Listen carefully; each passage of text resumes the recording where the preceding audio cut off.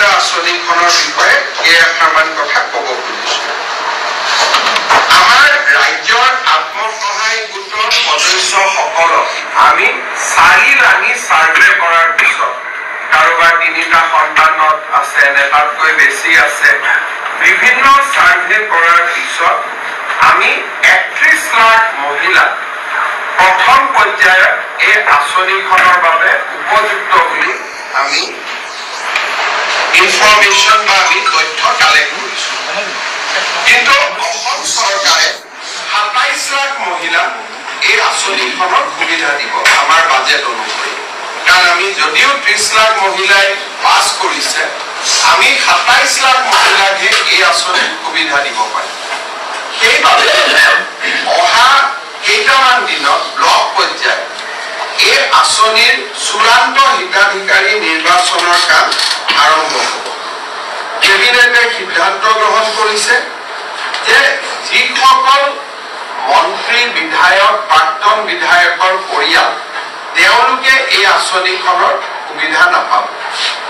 দ্বিতীয়তে যিসকল ৰাজকৰ্তৃত্ব বিষয়া, gazetted class 1 and class 2 officer, তেওঁলোকৰ পৰিয়ালেও এই আঁচনিৰ সুবিধা নাপাব।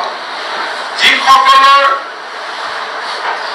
আমাৰ মদৰ দোকানৰ লাইচেন্স আছে, যিসকলৰ ঘৰত ব্যৱসায়িক ভিত্তিত ট্ৰাক্স আছে, জেচিবি আছে, বা যিসকলে আয়কৰ পৰিশোধ কৰে, তেনেকুৱা লোকেও বা তেনেকুৱা আই মাতৃয়েও এই আঁচনিখনৰ সুবিধা নাপাব।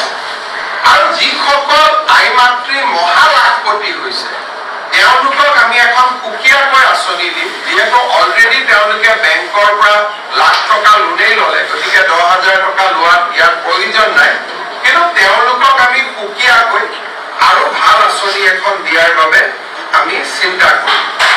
এই ধৰণে আমি যিটো মহিলাসকলক 10,000 টকা দিয়াৰ ঘোষণা কৰিছিলোঁ, সেই আঁচনিখনক আমি চূড়ান্ত পৰ্যায়লৈ লৈ গৈছোঁ। আৰু আঁচনিখনৰ শুভ উদ্বোধন এপ্ৰিল মাহত আমি বিহালী সমষ্টিত কৰিবৰ বাবে সিদ্ধান্ত গ্ৰহণ কৰিছোঁ। অৰ্থাৎ প্ৰথম বিহালীৰ আই মাতৃসকলক এই টকা দি পেলাই এই আঁচনিখনৰ আমি শুভ উদ্বোধন কৰিম।